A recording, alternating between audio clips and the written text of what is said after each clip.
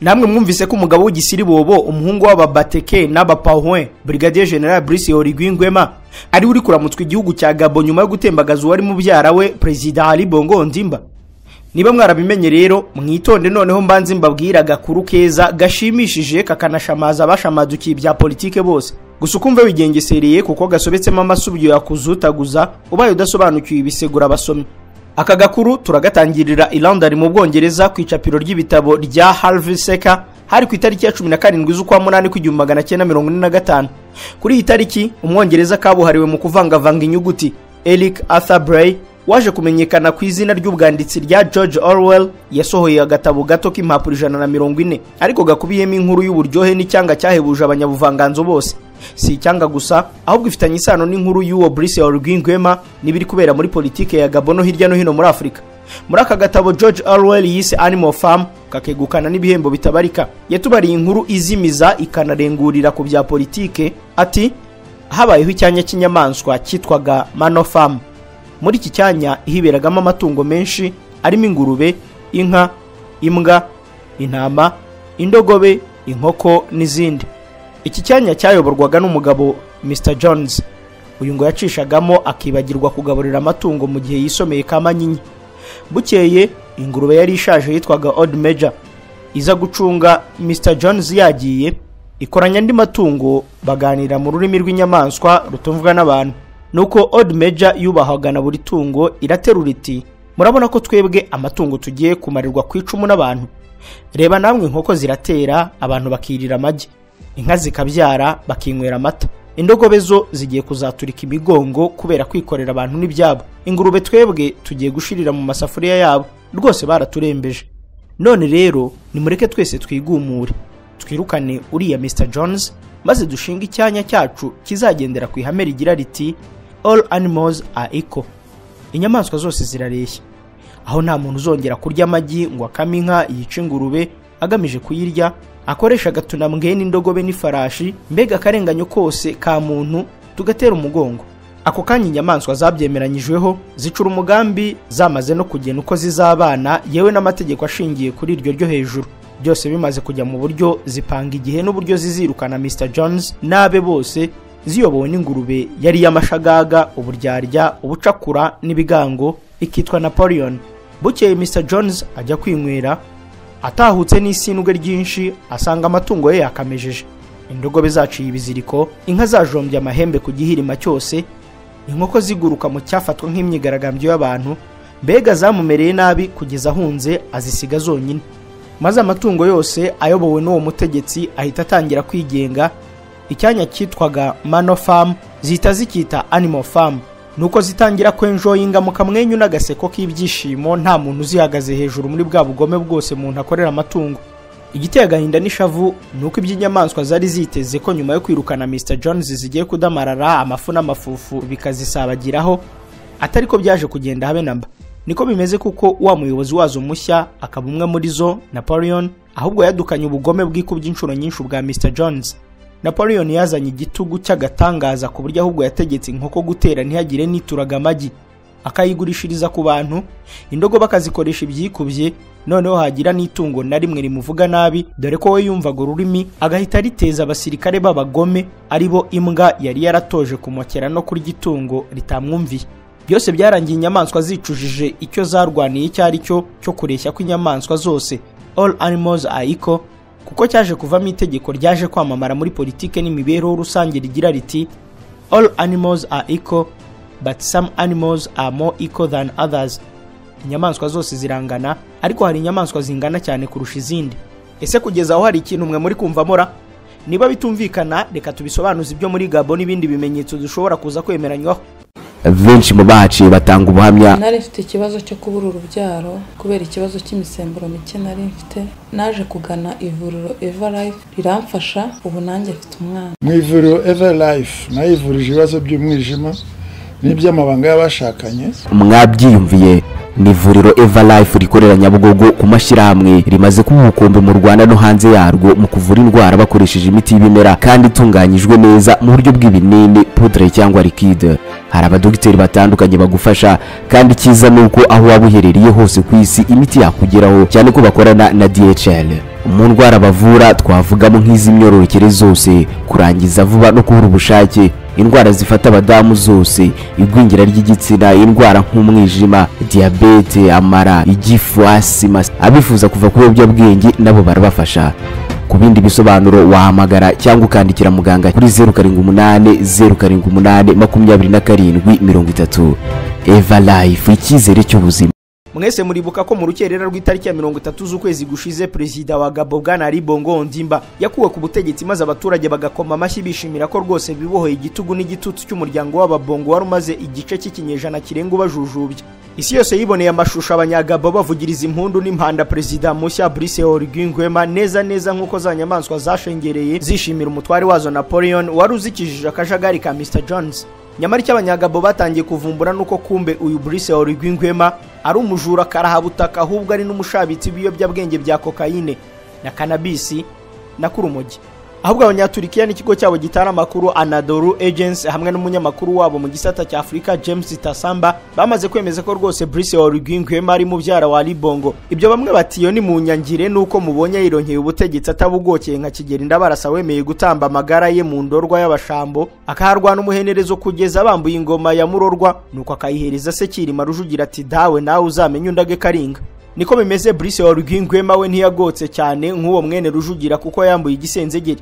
Kubyo twavugaga rero byo kuba uyu mugabo ari ruharwa w'umujura wiswe igisahiranda gishobora no kubabaza abanyagabo kurusha na Ali Bongo, byemejwe n'ishyirahamwe ry'abanyamakuru kabo hariwe bibumbiye muri Organized Crime and Corruption Reporting Project ku itariki ya 23 Ugushyingo kwa 2020. Muri raporo yizewe yiswe Gabon's First Family Stashed Cash in DC Property. Niba mubishimye ni mukuba kabero n'akabego maze dutaramire kuri interuro yo kumenya by'imvano Brice Oligui Nguema duhereye kubimuvugwaho by'ubusahuzi ahuriyeho n'umuryango w'ababongo. Byose turaza kubihuza n'ukuntu abanyapolitike benshi cyane abasirikare muri Afrika bagiye bashuka rubanda bakabafasha gukora impindura amatwara, intambara n'itembagazwa ry'ubutegetsi babiziza amafufu n'amafaranga, nyamara bikarangira babafafaritse, ahubwo ngo abenshi bakabahemba amafuni n'ibifungo nka kwa kundi George Orwell yabigarutseho muri Animal Farm, aho icyizere cya all animals are equal cyavuyemo all animals are equal but some animals are more equal than others.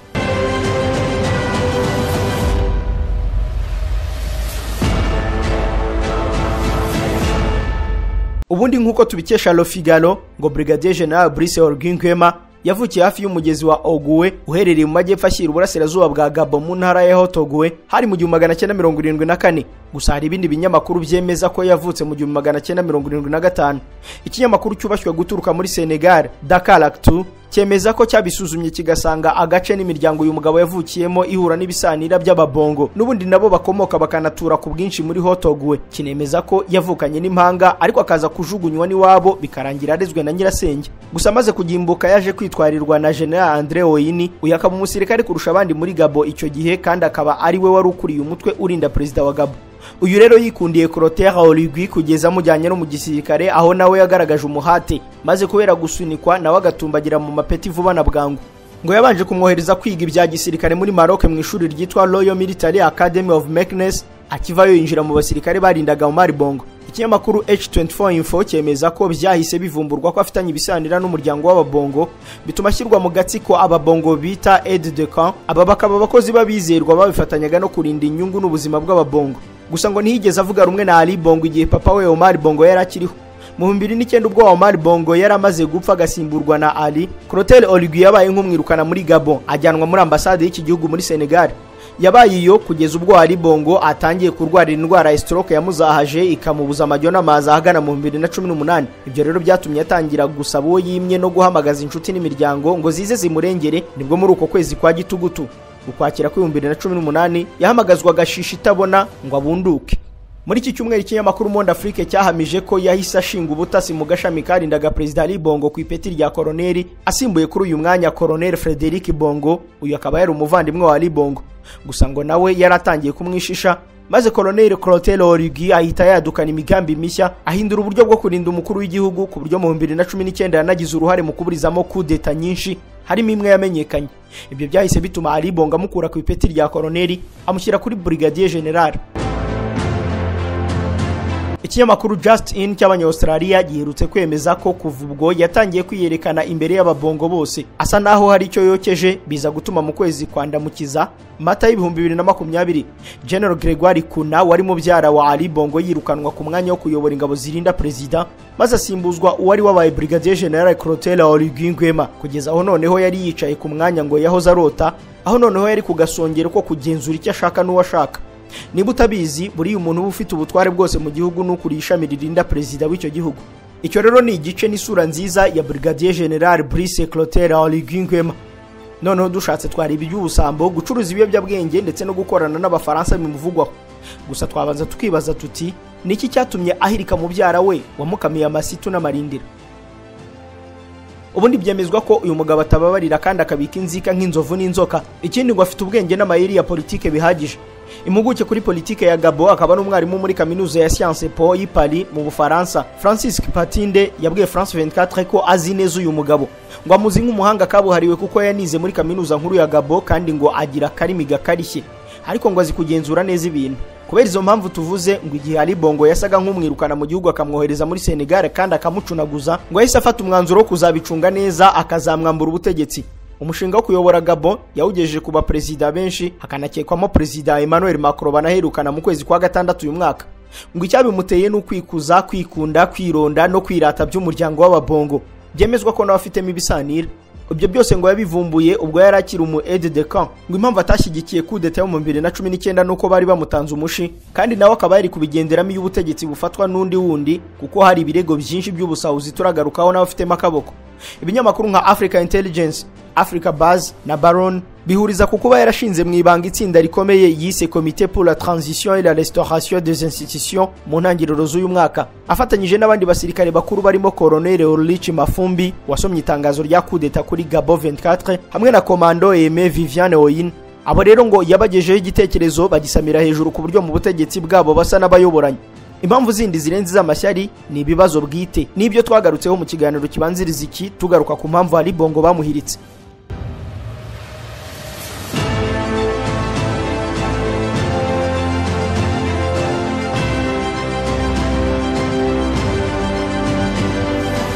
Kugeza aha rero ikibazo dusigaranye ni ukwibaza impamvu uyu mugabo ahuzwa n'ubujura n'ibindi bibi twabonye.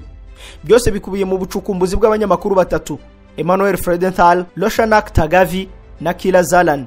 Aba ku itariki ya 23 Munyonyoma 2020 boze runono umuryango w'ababongo ngo bamenye ubusahuzi n'ubujura bakoreye abanyagabo kuva mu 1967 bafata ubutegetsi. Aba banyamakuru babarizwa mu rugaga rwo guhashya ruswa n'ubusahuzi mu banyapolitike ku isi hose, Organized Crime and Corruption Reporting Project, byaje kurangira bashyize ku karubanda amazina n'ibisahurwa muri Gabo. Babanje kuvuga ko umuryango w'ababongo bose ari ibisahuzi, uhereye kuri Perezida Omar Bongo. Uyu mu 2009 mbere yuko atabaruka yari afite imodoka zihenze 183, akagira ibikorwa birimo inzu, amahoteli, amaguriro n'ibindi 39. Aba bagabo kandi babaruye konte zari zimwanditseho basanga ni 66. Umuhungu we Ali Bongo wikundiriraha ngo yamukubye inshuro nyinshi mu gusesagura. Uyu ngo yaguze inzu muri Leta z'Ubumwe za Amerika, mu Bufaransa, muri Afrika y'Epfo, ashinga ibikorwa muri Gabon na za konte mu birwa bitandukanye. Yanasabye ko ibigo byose bicukura ibitoro biri ku bwinshi muri Gabon, amafaranga bikuramo azajya acishwa kuri konte ze, akamenya yagenera abanyagabo n'ayasigarana. Mushiki we Unaida Bongo nawe mu gusahura yagiye kure. Uyu ngo yigaruriye imiturirwa icamatanye muri quartier Wesley Heights ituwe n'abajejeta faranga mu murwa mukuru wa Leta z'Ubumwe za Amerika. Turetse abafitanye amasano ya hafi n'ababongo, hari umuhanga wameneye ibanga bari abanyamakuru ababwira abandi bantu babiri babajura kurusha hafi n'ababongo bose ubateranyirije hamwe. Numwarimu wa Sciences Po muri Morehouse College, Professor Omar Ba, yavugiye ko hari umukecuru abanyagabo bahimba 3M, amazina ye akitwa Marie Madeleine Mbolatsuo. Uyu yarasanzwe ari perezida w'urukiko rw'ikirenga muri Gabo. Uyu mukecuru mu 2013 yaguriye umukobwa w'inyubako y'igitangaza ya miliyari n'igice z'amanyarwanda muri quartier ya Palisades iherereye mu majyaruguru ashyira uburengerazuba bw'umurwa wa Washington DC. Aya mafaranga ngo yayishyuye cash. Ibi biroroshye kuko mu 2015 yaguze inyubako iteganye n'inzu ituwemo n'uwari perezida wa Leta z'Ubumwe za Amerika Barack Hussein Obama muri quartier ya West End.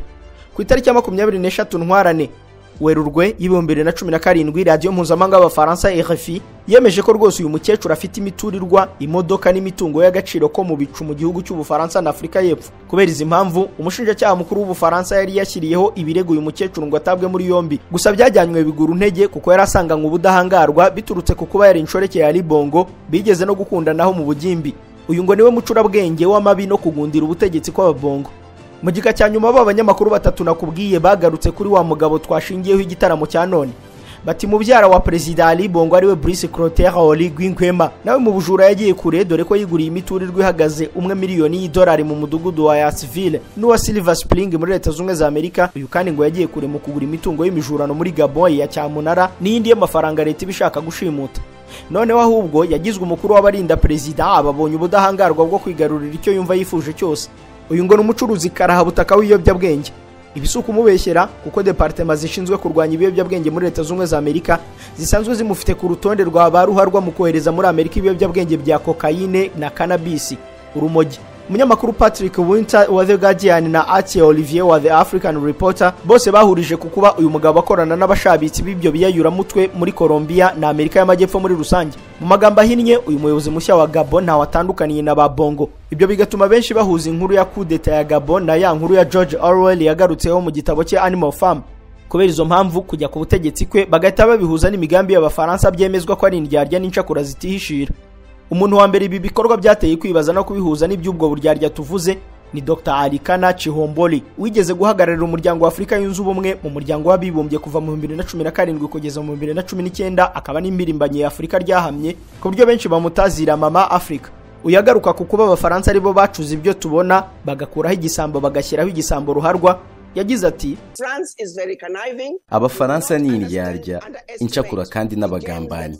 Bityo rero ntidukwiye kwirengagiza udukino Ubufaransa bushobora gukina. Kuko reba nk'ubu Ubufaransa n'ibindi bihugu nibyo byashinze imitwe y'ibyihebe nk'ibikorwa bya Boko Haram na za Al-Qaeda. Mu ijoro baba bafashe imitwe y'ibyihebe, naho bwamara gucya bakiyererutsa bakorana na za leta z'ibihugu, barangiza bakitwarira ibyo bihugu mu izina ryo kurwanya ibyihebe, kandi ibyihebe biremeye.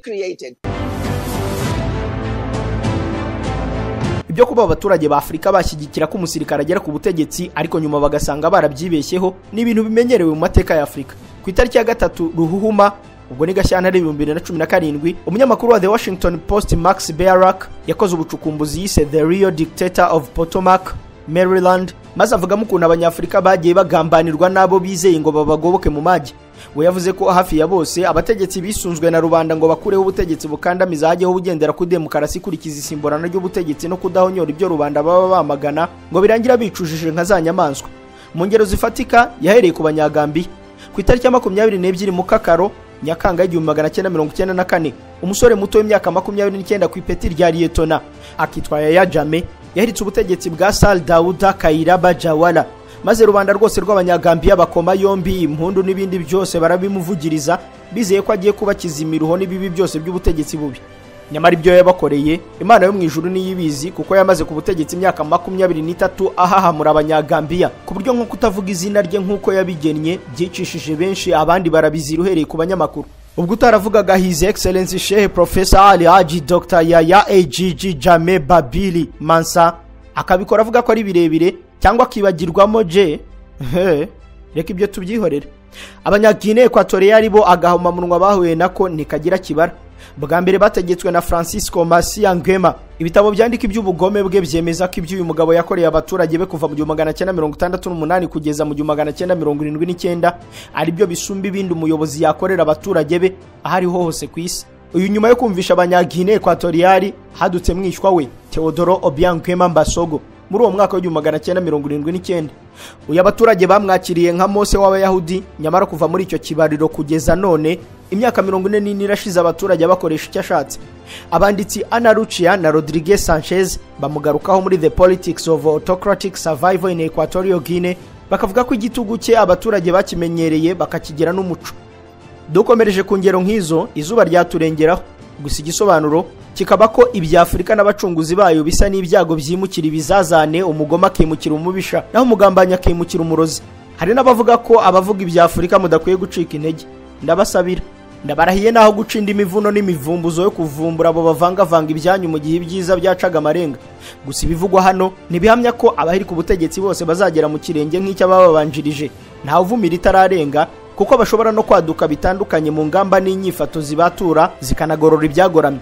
Ahasigaye nta kundi natwe amafufu n'amafaranga bikaduhundagaraho mu mafiringi n'amafiyeri twese yatunezeza. Murakoze mukurikira ibiganiro nk'ibikuri Primo Media Rwanda. Bye.